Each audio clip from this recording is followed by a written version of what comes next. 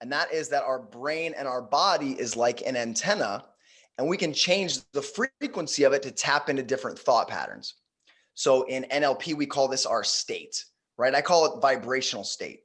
So you think about it, when you get into your vehicle and you turn your car on, the radio comes on, right? Well, the antenna in your car, it's tuned into a very specific frequency. And so the only thing that you hear in your vehicle is that radio station that's resonating at the same frequency as your antenna. So there's classical music all around you, there's country music all around you, there's rock and roll all around you, but you only hear the station that you're resonating with. Does this make sense to everybody? So you're tuned into classical. When you change the vibration, you change what comes through.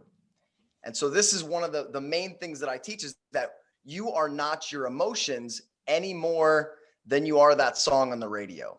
You're just tuned into a frequency that's giving you specific thoughts, feelings, and then actions. So we even say this, right? Like, I resonate with that information. I resonated with that person. I'm on the same wavelength.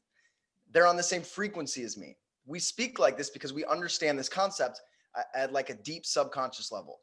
So when you think about having thoughts of anxiety or depression, well, people are just programmed like you program the favorites on your radio. They're programmed to tune into those vibrations that attract thoughts of anxiety and depression. So when you learn how to tune your radio, tune your antenna of your body and your mind, you can tune into thoughts of love and gratitude. They're literally all around us. We're just not resonating with them all the time.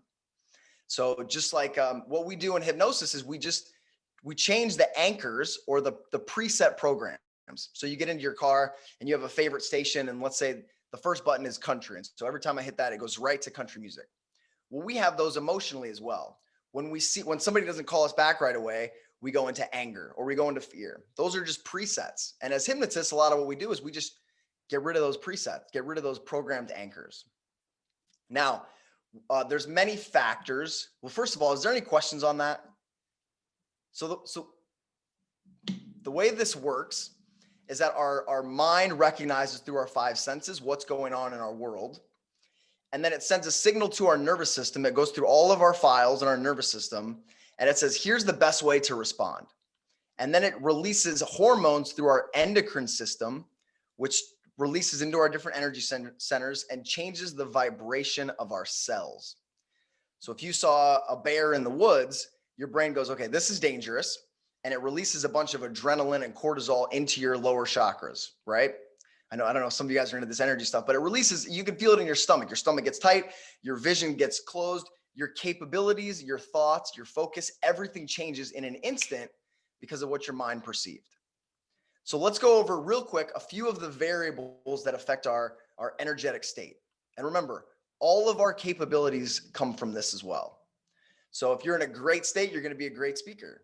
If you're in a really anxious state and you go to speak, it's not going to come out the same way. You're not going to have access to all of your internal resources. So our state determines the quality of our life. And sorry if I'm speaking fast. I have some content to get through. I want to get to your questions. So, all right, where was I going with that? So, okay, so here are the variables that we can use to tune our antenna. The first one is our body language. So I break body language down into 4 parts. This isn't really what this call is about, so I'm not going to get too detailed into it, but our breath, when we have a scarce breath, when we're anxious, we breathe really shallow. So just by taking deep breaths into our abdomen, we become more relaxed. I always say abundant breath, abundant mindset. Scarce breath, scarce mindset. So the breath is the first one. All spiritual traditions going back in time go to the breath. Then our facial expressions have a huge impact on how we feel. If you force yourself to smile all day, your nervous system is going to access happy feelings. It's just the way it works. We'll release those chemicals into our body. So our breath, our facial expressions, our posture is a big one. So just standing tall, big open body language. This is showing confidence and happiness. All right. So for this, for my talk here, if you guys want to lean in a little bit and tilt your head to the side, that's a curious body language. You're going to be able to learn more information. Yeah, just like that, Jackie. So when you just tune in, just a slight, like you're leaning in like you're interested, your body will follow. You'll be able to learn more information and keep your body open as well. And then the last one is the movement. A lot of people don't associate this with body language, but how we move our body affects our emotional state. So if we move quickly, we're going to be more passionate. If we move slowly and our posture's down, we're going to feel more depressed. So those are a few ways. I know this has nothing to do with our diet and self-love like we talked about. But the next thing is the language that we use, right? The words that we speak create our reality. When Freddie hypnotizes someone and he says, try to get out of your chair, and they can't, that word try, it's just one little tweak in language that creates a whole different experience for someone. So language is incredibly powerful. Now, this is how we tap into self-love. Our voice in our head is running all day long. It's always running. And if you listen to it, it's putting thoughts of fear and doubt and judgment of ourselves into our nervous system, which then releases hormones into our endocrine system, which changes how we feel. So I think in Frogs into Princes, Bandler and Grinder, the founders of NLP, said 99% of their patients in clinic, he thought they were depressed and anxious because of the voice that in their head that was running in the background below conscious awareness. Does this make sense, everybody? So all the time, and I know Freddie does this reframe where he turns the voice down, and I do the same thing. I think, he tells the story of his mom's voice was encouraging and his dad's voice was discouraging. So he turned the voice of his dad down and turned the voice of his mother up. And so it's the same way with us. We need to be aware of that voice. And when we become aware of it, we can shift into something else.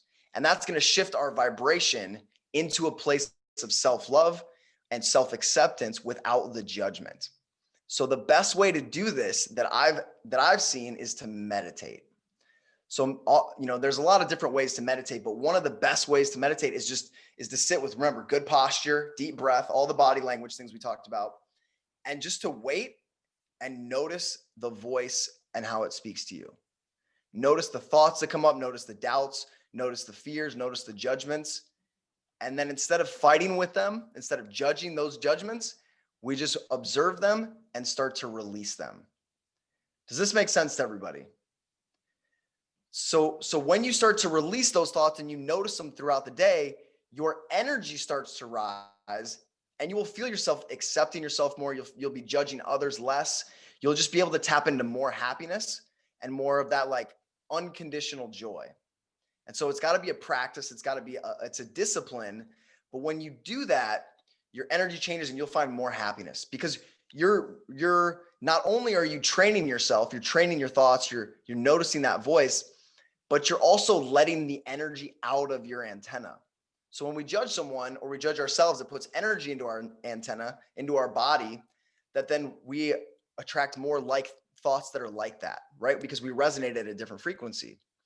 So when you can allow yourself to see those thoughts, feel them, hear them, let them out, your antenna becomes clear and you're a clear vessel to tune into thoughts of love, thoughts of gratitude, being present with others, and being accepting of yourself. So that like self-love that we all want, that affects all of our lives, like it's all around us and it's just a frequency that we can tap into at any time.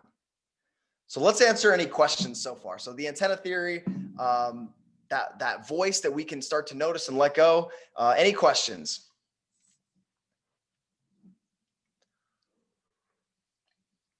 I think everyone's with you. All right. Everyone's got access to the chat, have they?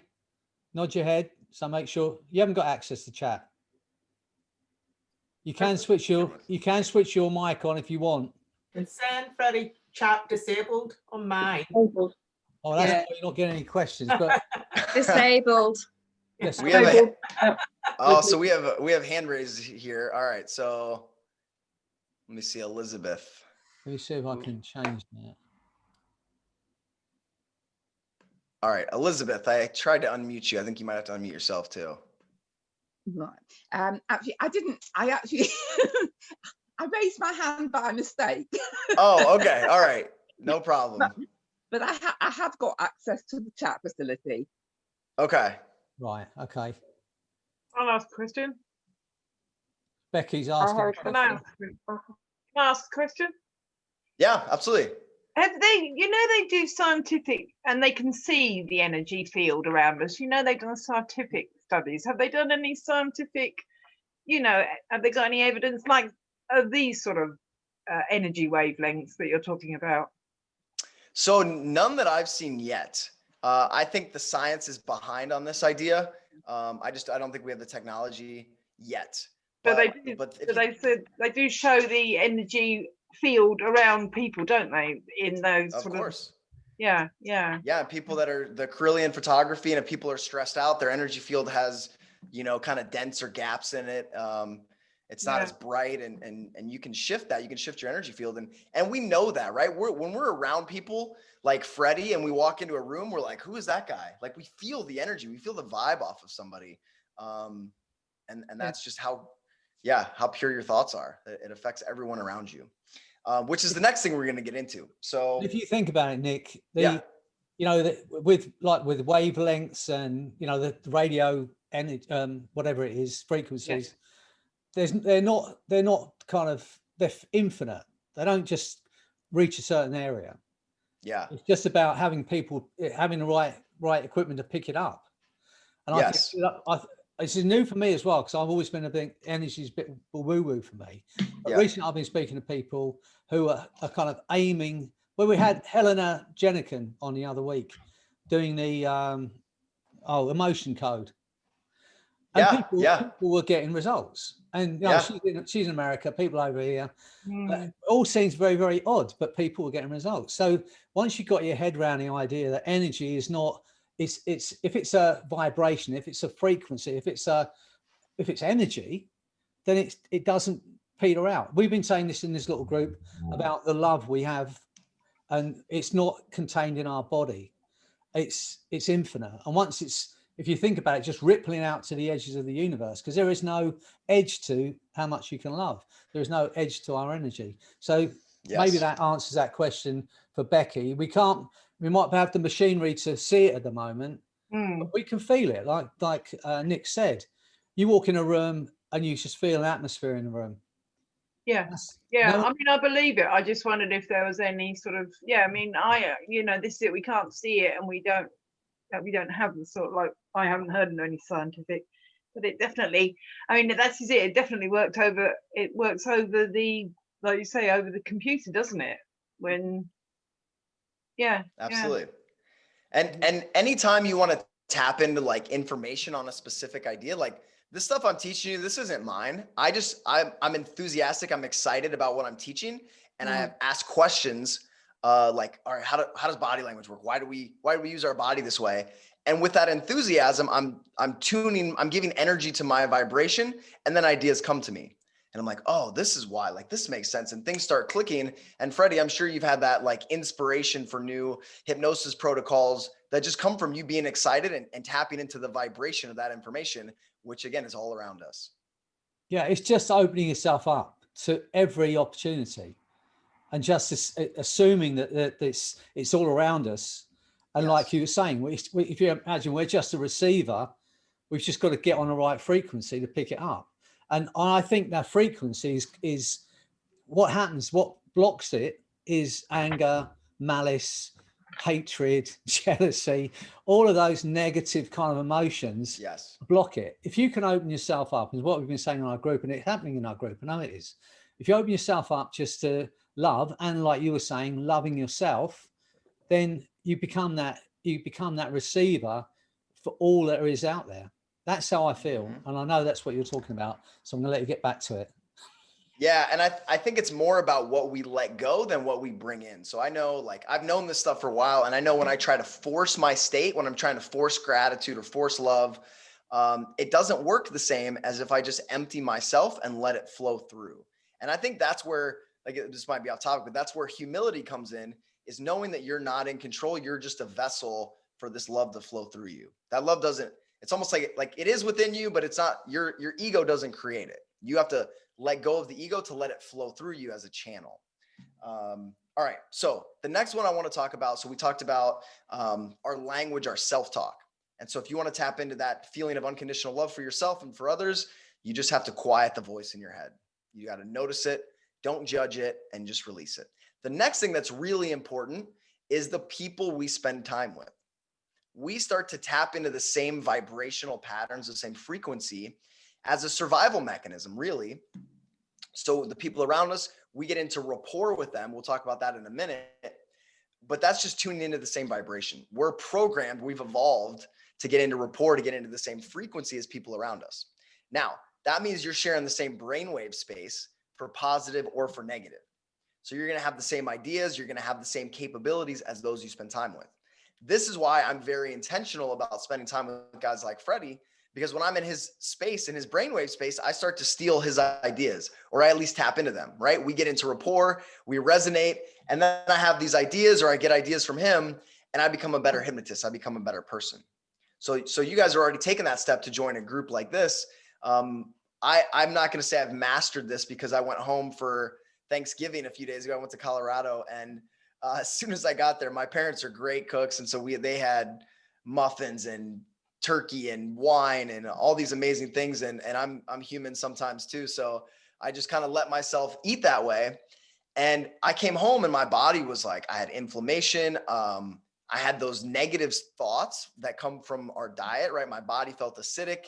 And so that's why I'm in the middle of a 3-day fast right now. We'll talk about fasting as well, but you will eat like the people you're around. For one, we want to fit in. And for two, that desire to eat is like one of our most primal drives, that if sugary food's in front of you, it's going to take up all of your willpower to resist it.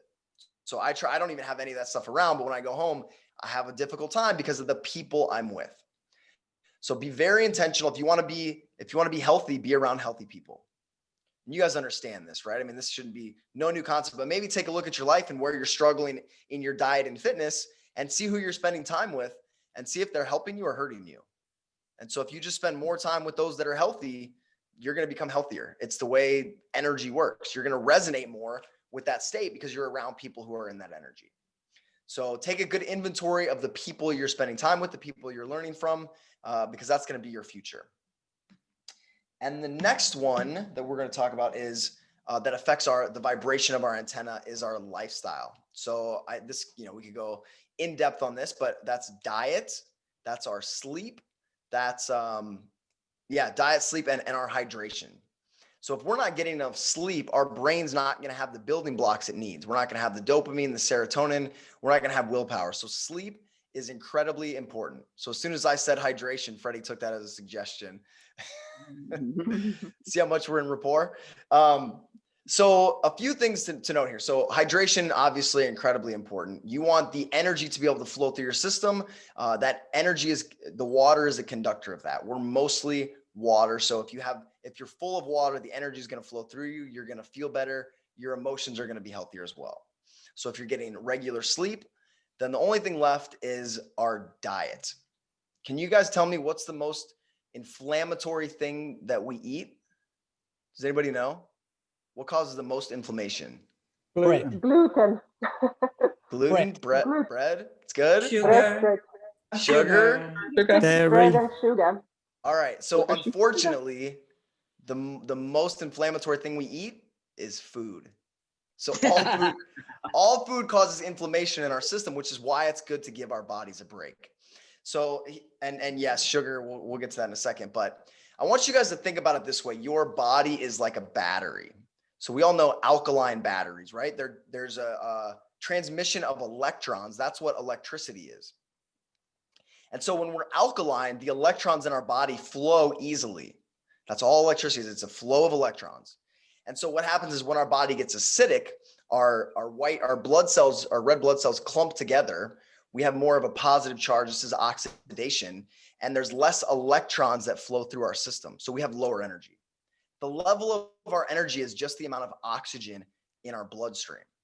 And when we're acidic, that oxygen doesn't flow, so we have less energy. And guess what? When you have less energy, you have less willpower as well. So the vibration of your antenna is going to be it's going to be lower. You're going to have less emotional power. You're going to have less of those positive emotions. So guess what we crave when we're stressed out? Acidic. We crave acidic foods because remember, like energy attracts like energy. So when we're stressed out, we're resonating with coffee and alcohol and sugar, and we're like, give me that piece of cake, I don't care. But when we're in a great state, when our body's alkaline, it's much easier to pick that salad because that's what we're resonating with. And so again, we see something fearful in our environment, or we're constantly stressed out, we're not recovering, our body becomes more and more acidic. And from that acidic point of view, there's less oxygen, and we'll resonate with more doubt, more thoughts of doubt, fear, anxiety, and anger. So I'm constantly like, how can I become more alkalized? How can I get more oxygen in my system? How can I cut out foods that are creating that acidity in my body? And so I notice when I drink, alcohol creates acidity in the body. When I drink the next day, I'm like, I have self-doubts, my self-esteem's lower. My emotions aren't the same as when I'm a clean vessel. And the same with sugar. Like I went to my parents and I'm eating sugar and I'm like, man, I'm on the way home in the airplane. And I'm depressed, and that's not me at all. Right. I'm high energy. I'm usually pretty confident. And I feel that sugar in my system, my joints. I don't have as good a range of motion. And so that's what happens with our diet. Everybody on board? Any questions so far? Is that the same with caffeine? So I believe everybody's different. All right. So all the stuff I'm saying, this is my experience. But when I drink coffee or caffeine, I get anxious. It's like my cell, like the vibration of my cells tunes into this like kind of anxious energy. My energy gets dissipated. And so that's what I experience. You may pay attention to your body differently. Everybody's different, but I'm pretty sensitized to that. So I feel like when I drink coffee, I get anxious. And I don't know if that's the same experience that anyone else here has, but does that answer your question? Yeah, I was just thinking that I am pretty stressed most of the time, but I do drink about 5 cups of coffee a day. So maybe that's why. I would be going nuts. Yeah. And I notice I have trouble accessing states of gratitude when I have caffeine. Okay. And I think gratitude is one of the most important emotions.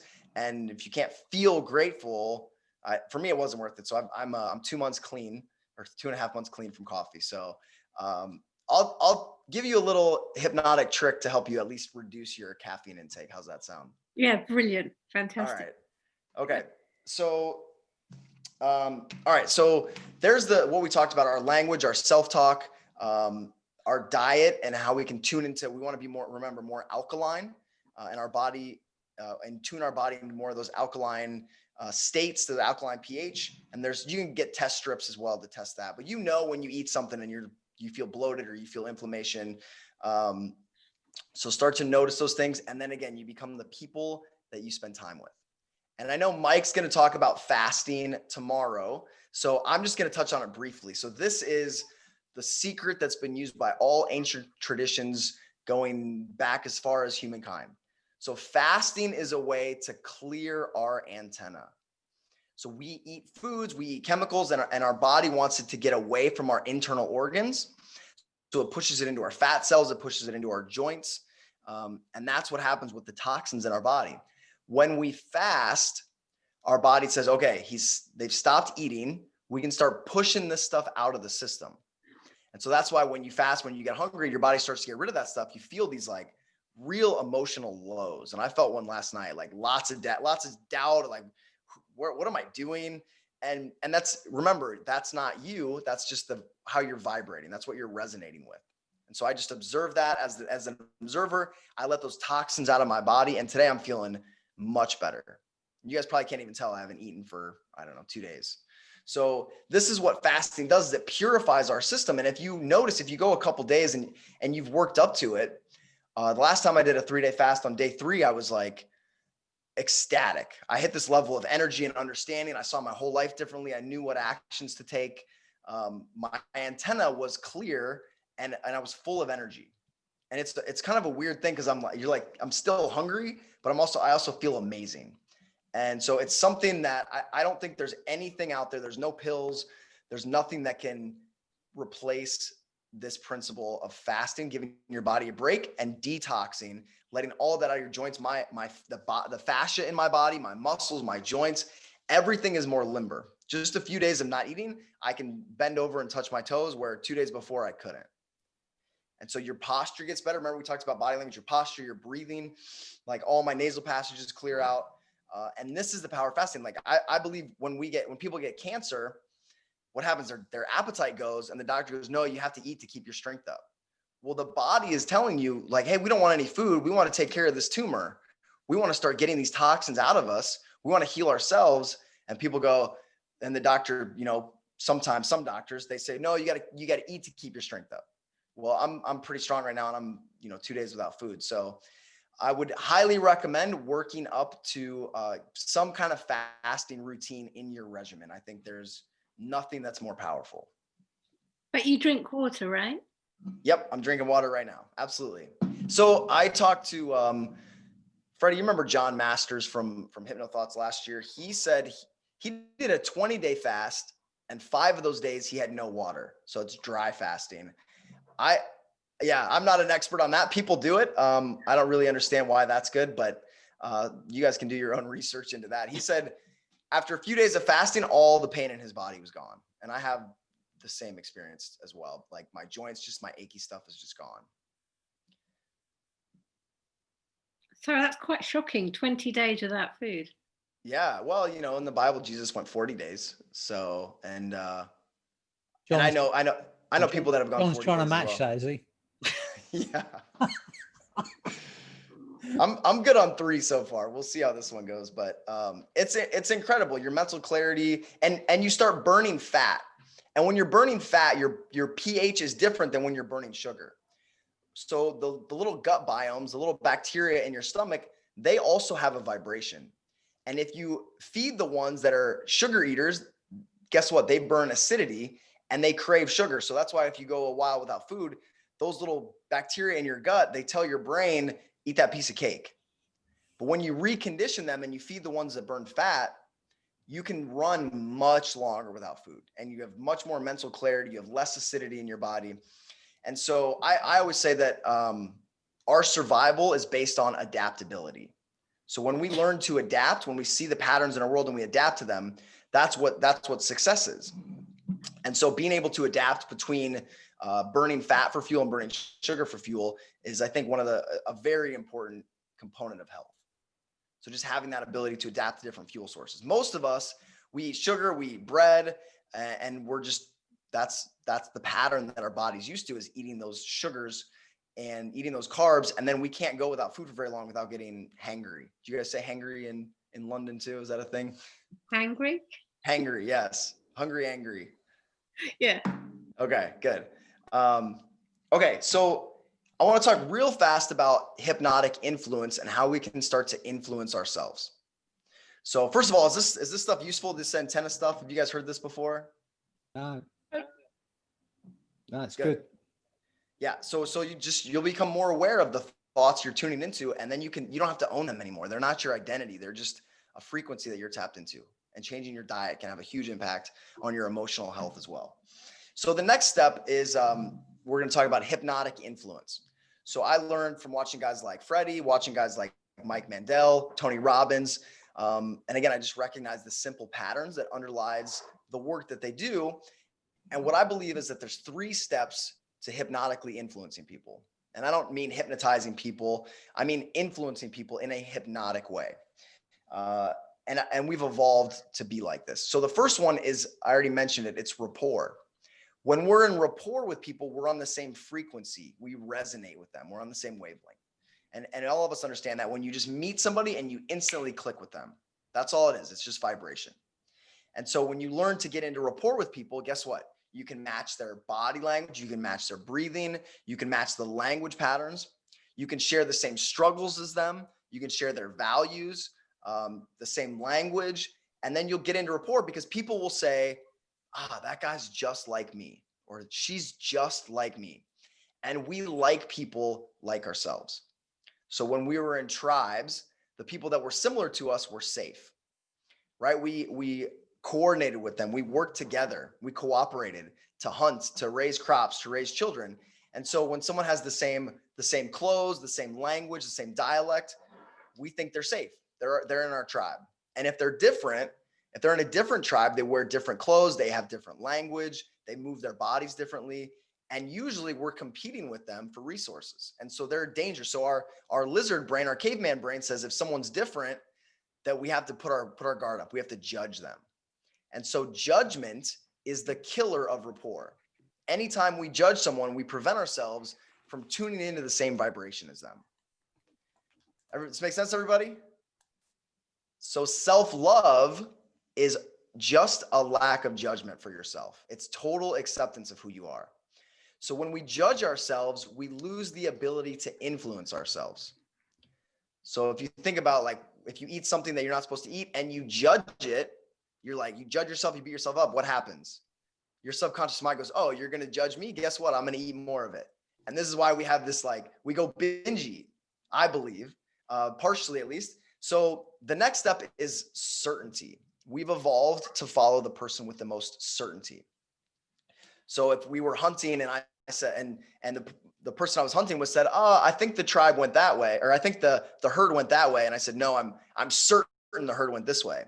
Well, our best chance of survival was going to be to follow me because I had more certainty. And so when we're around people, if they have more certainty than us, our brain is programmed to follow them. And so again, it's the same way when working with the parts of us or our subconscious, working with ourselves, we have to have certainty in what we're going to do.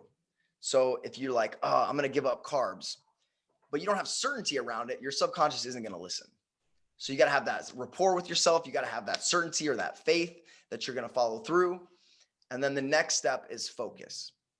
So what we focus on in that state of rapport with a hypnotist that's got more certainty, what we focus on becomes our reality. So if you focus on not being sick, guess what? You're focusing on being sick. If you focus on health, you're going to take different actions. You're going to resonate differently, and you're going to have a different result. You're going to feel different in your body. Everybody good there? Got people coming in still. This is great. All right. So if you want to, and there's many, many more levels to these 3 steps, but to get to perfect health, first of all, you have to accept yourself. You have to love yourself. I've seen, I think there's a meme that says, don't go to the gym because you hate your body, go to the gym because you love your body. And when you start with that place of rapport for yourself, you're able to influence yourself. You're able to follow through, and your subconscious mind gets on board with you and it goes, we want the same goals as you. But when you judge it, when you judge your body, you have inner conflicts and you lose the ability to influence. And again, certainty. When you make a decision to do something, you have to build up enough track record with yourself that you know you're going to follow through. So here's a quick step that I've started doing that you guys might like, and this may help you reduce your coffee intake as well. Is in hypnosis, we use what's called the compliance set. So we get somebody, and I think I learned this from Anthony's book. We get somebody to take small steps, and each time those steps get bigger and bigger until we're making really big requests of someone. But because we worked our way up to it, it doesn't seem that dramatic. So in hypnosis, we say we have somebody take a step forward. We ask to borrow their arm. Pretty soon we have them in a trance and barking like a dog or whatever they're doing. But we have to work our way up. And it's the same thing with ourselves and with our health goals. Often we're like, oh, I'm going to give up sugar. Well, you tried that for 30 years and you've never done it. How about you give it up until lunchtime on the first day? You take that little compliance step, right? Some of you are like, oh, a 3-day fast. That sounds hard. I'm going to try it. Well, don't do a 3-day fast right away. Fast until lunch on the first day.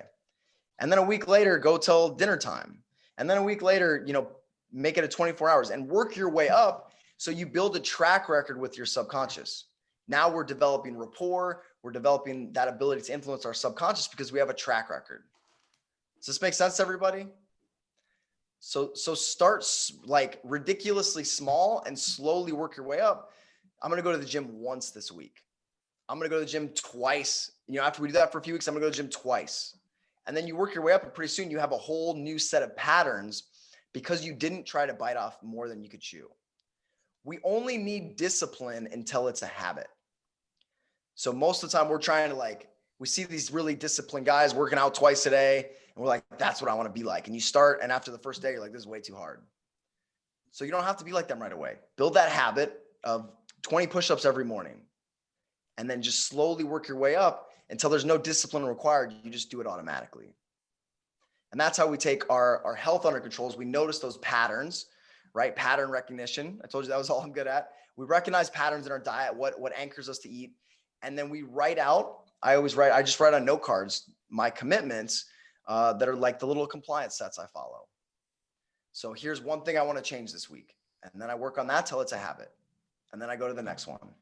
And when you do that and you just decide to love yourself, to get rid of anything that's not self-love, to notice that self-judgment and release it, pretty soon you're in rapport with yourself and you've created the life you want. You resonate with that state of joy and gratitude. People are around you and they, I don't know what's different about you, but you look amazing. You're glowing, right? You have a different vibe. And so that's the path. That's something I continue to work with myself on. I try to be, I often notice myself judging myself, and just constantly releasing that, trying to work my way back to more self-love.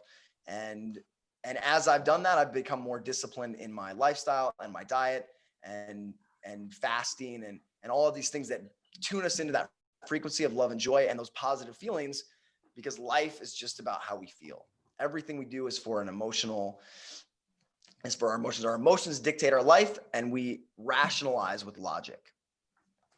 So when you learn this principle, you can change your vibration and you can change your life.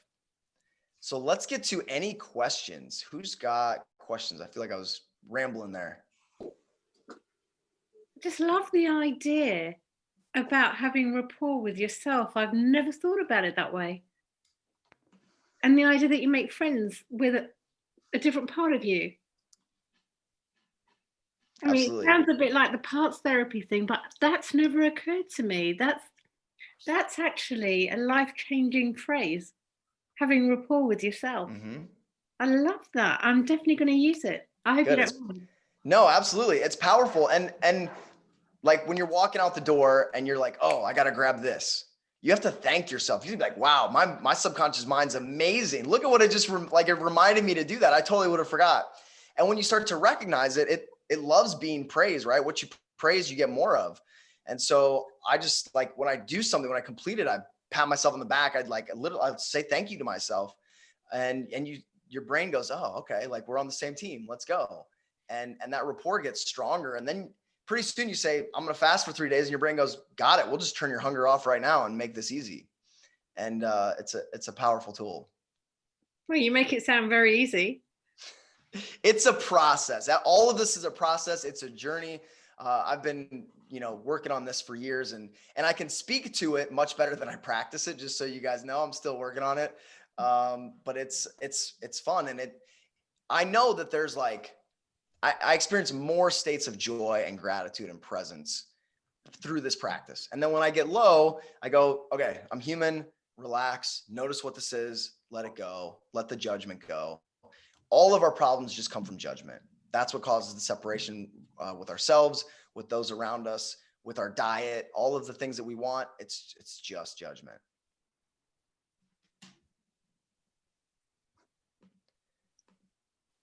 Who else? Anybody else? Comments, questions? Yeah, I have. When you're letting go of judgment, do you just literally tell yourself, let go of the judgment? Is that what you do? Or have you got another method for letting it go? I do. I just think, I almost like, oh, that's funny. It's like you want to do a little pattern interrupt, and you can shift the modalities of that voice and make it funny, make it sound like Mickey Mouse. But yeah, it's just like, you just let it go and you almost observe it like it's a picture just getting farther away and just fading into light. Kind of standard ones. Okay. Yeah. Yeah. I don't know if you're a hypnotist or you studied NLP, but when you notice where it is sensationally in your field of energy, and then you just visualize it going off, and what resists persists. So we don't want to fight those thoughts. We don't want to judge them again. We just want to notice them and let them go. And you'll feel your energy in meditation. It just rises and you feel lighter. You feel more free. Okay. Thanks.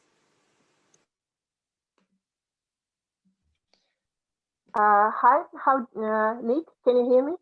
Yes. Hello. So I have a question. So how do you deal with, let's say, the member of a family who is in another frequency than I am?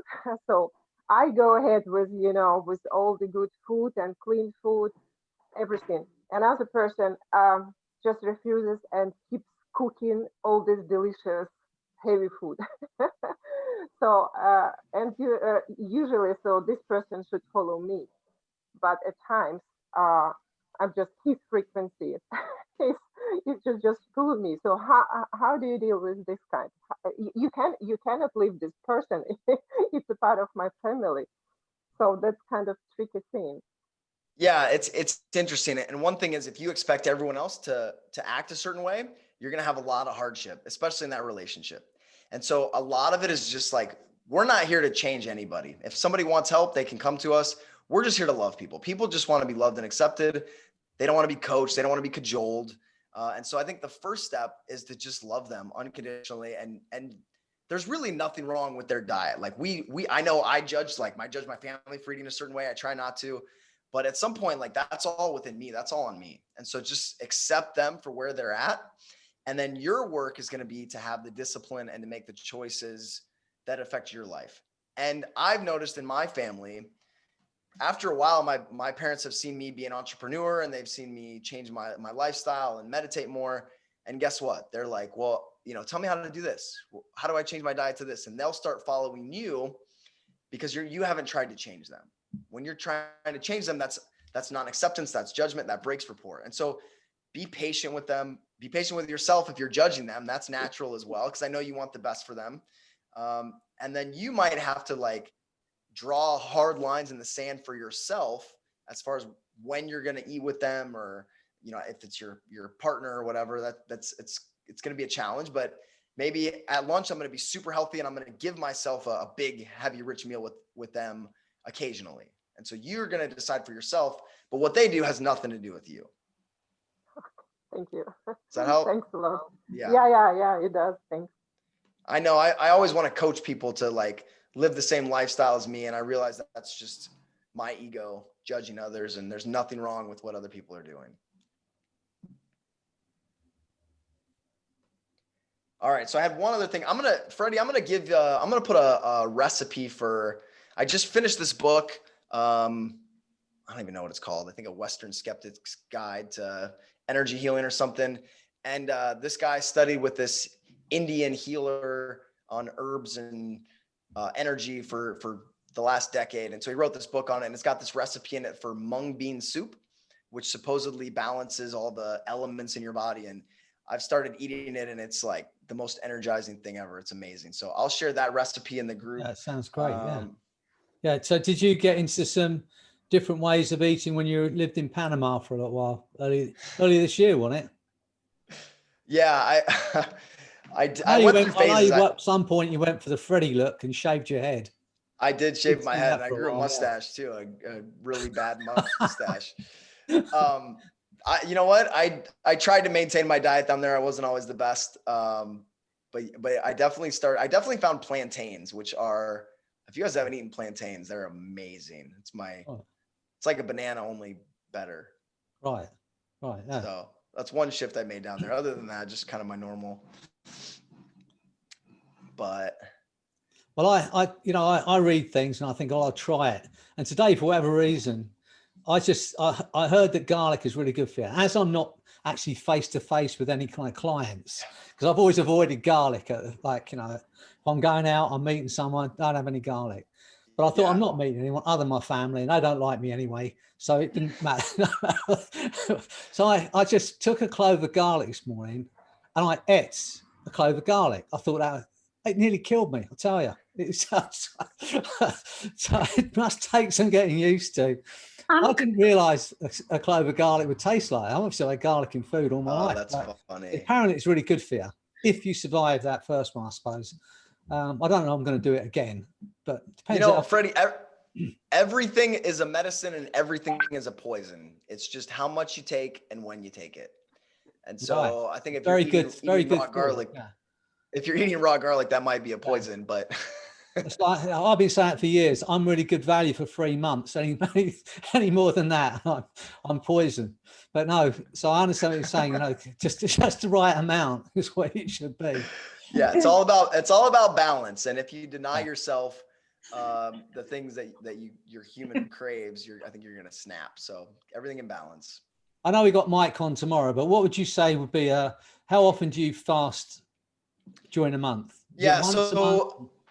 So right now I've been doing at least a 24-hour fast once a week. And I'm trying to do a 3-day fast every quarter. I've been doing a little bit more than that lately, but when you do it for the first time, you're just like, oh my gosh, my joints, everything's so much more flexible. I feel better.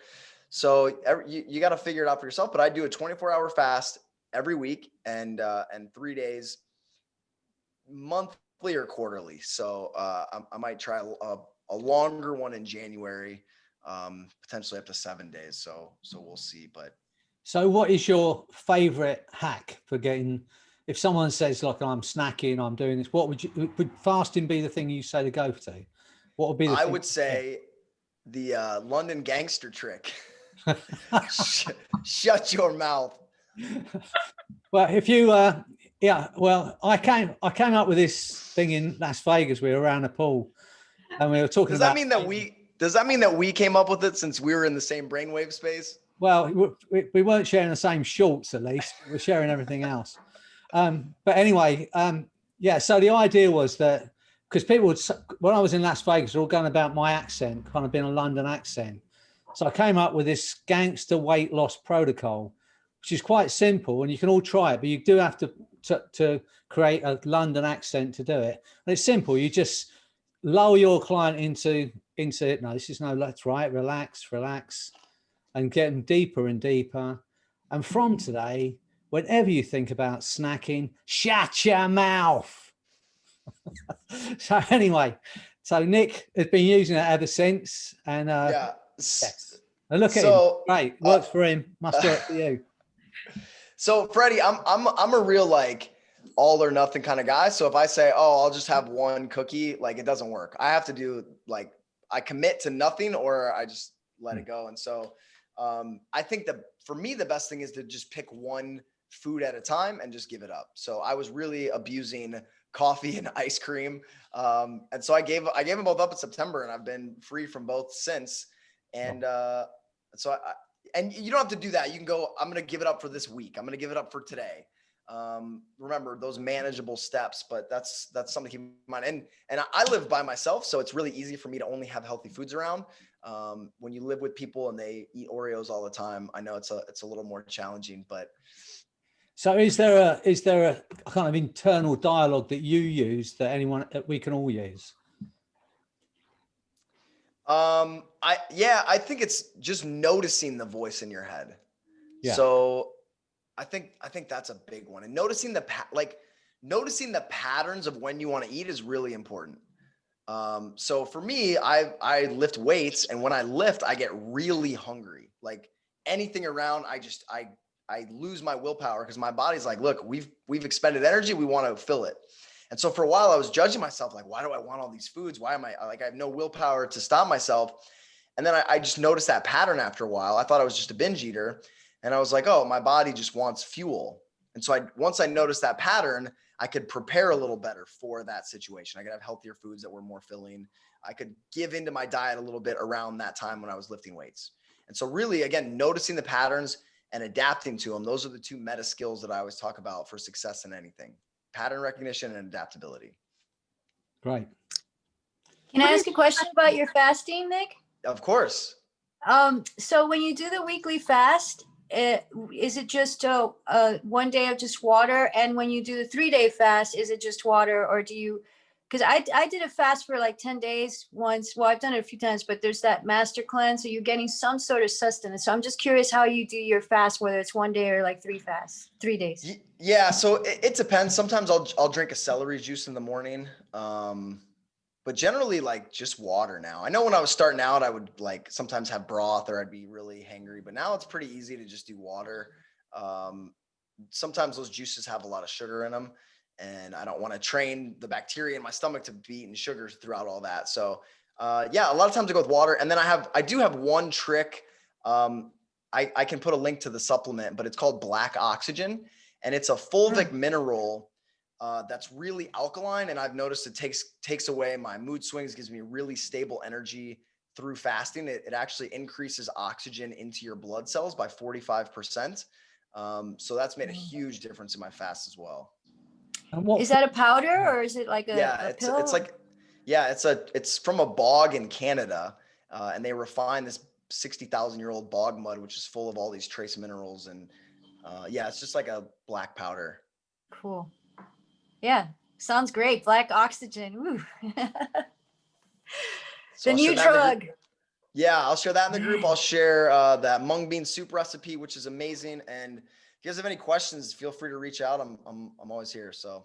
Okay, Nick, can I ask a question? Yeah. When you do say the 3-day fast, the following day, will you eat exactly the same way as you did before the 3-day fast? Or do you have to gradually build yourself up in some way again? Yeah, I try to work myself back into it. You want to turn your digestive enzymes back on. You want to let your body know there's food coming back in. So I usually start with like a celery juice, maybe a little bit of broth, a little, maybe like a small piece of fruit or a vegetable, and just kind of work up to my kind of normal diet. It's challenging because once you're eating food, your body's like, oh, we haven't had food for 3 days. Let's store a bunch of fat in our body. So it does take some planning, some discipline, and some willpower to work back into it. But yeah, the slower you can go, the better to get your body turned back on. Okay, so say the 4th day then, or the first day after a 3-day fast, would that be kind of very, very light for the whole day? Yeah, that's the goal. That's the goal. I'll say that. Not a load of digestive biscuits straight away then. Yeah. I'm sure Mike will share more on that tomorrow. Okay, cool. Thanks. I've got a question. Ooh. Someone got a question? I've got a question. Sure. You said about the hunger increasing when you lift weights. When you're fasting, do you still exercise, tailing your training around that? I do. I do it much lighter and a little more cardio because I want energy and blood cells to move through my body and I want my lymph system. The lymph is what takes the toxins out of our body. So I want that lymph moving constantly. I don't want that like energy of detoxing getting stuck in my body. I'm always stretching. I'm always moving. I did hot yoga last night. I'll probably go again tonight. And as a way to like keep those toxins flowing, sweat is really good for you. And when you exercise, oxygen moves through you as well. So I'm not going to like push the limit or win any trophies or run a marathon again without training, but I do try to move a bunch. But tell us about, you spoke about facial expressions that affecting your body. And I like that story. You did a marathon, did you not? Yes. And you hit the wall. And tell everyone what happened then. So I ran a marathon without training for it. I wanted to see if my little mental hacks and NLP and hypnosis stuff would work. So I decided to run a marathon. And one thing I put all the stuff we talked about with my antenna theory to work. And so one of those is the facial expression. So I've seen people run marathons and they have this like, this grimace on their face, their head's down, their shoulders are forward. They're in pain, right? I'm sure their self-talk is just horrid as well.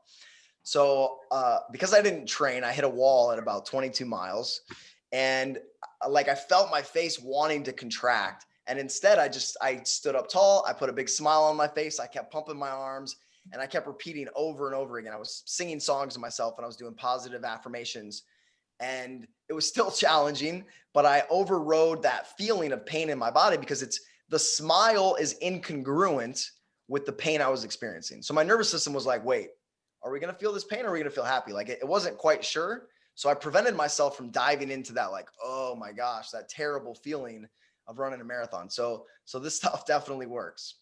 Well, I'll tell you, it changed my life, that, because one of the things I do for my own self is a chin-up bar. I don't have much equipment. I have a chin-up bar, punch bag, and my rope exercise. But I noticed that when before I even pulled myself up on the bar, I'll be standing there and I'd go, before I even hurt. My body was already like it. And so because of what you did and because of that little story I heard of yours, I now smile. I smile and I picture what I want to achieve before I pull myself up. And it just makes a big difference. It looks crazy when you see someone smiling, doing pull-ups, but it does make a difference. So I think of all the hacks you do, I think we take that into everything we do. When we think about fasting for a day and we think about the pain it's going to be or whatever we're going to miss, instead of like getting our bodies prepared for it by going, oh, this is going to be hard, just smile. So I think it's a big mind hack. The facial expression thing is really important. Put a smile on your face. I tell people if they take one thing away from me, it's to smile more. The effect on the nervous system, the effect on the way people see you. I think it's one of the most important things we can do. And it shows like confidence and charisma just from a smile. I mean, I had a client, she was talking about being depressed and whatever, and walking around with, you know, like they do if you look like that. And I said, look, the importance of your facial expressions. I said, so I want you just to start smiling for no reason. I said, I want you to do this. I want you to walk up and down your street smiling just so you annoy your neighbours. And then, of course, when she laughed at the thought, I said, that depression's going to go. But, you know, we can just put a smile on our face, even if it's just to annoy the people around us, and your life will change. So that's one of the best things I've heard from you. Of all the great things you've taught, you know, facial expression, how it affects our body, how it affects our mind is really important. So has anyone got any more questions for Nick before we say goodbye? But just a quick one more question. Oh, should I go then? Yes, you mentioned before about you smell things as well. You use your sense of smell, don't you? And that's quite interesting. So I was just gonna segue into that because I'm doing another Fred talk coming up. Did we schedule that, Fred? Yeah, we're going to do it in January, early January. Okay, perfect. So, and in that I talk about how to tune all of the factors we talked about, how to tune them in congruently into a specific emotional state. So one of my states that I have is my charismatic state. And so for charisma, I smell peppermint. I'm anchored to it. So just smelling it, like I feel amazing. That's why I'm smiling all the time. So for a charismatic state for me is I stand tall, my shoulders are back, I have a big smile, I'm moving quickly, I'm talking quickly, and I'm very passionate. And so every time in the past when I've gotten into a charismatic state, I'm like, oh man, I feel good. I'm going to set that anchor. And so I smell it and I'm like, ooh, charisma. And so when I was on the news last week. And so when I go and I'm like feeling a little bit nervous, I take out my peppermint, I smell it. I put my body, my shoulders, my face back into that state. And instantly I get those feelings of being charismatic.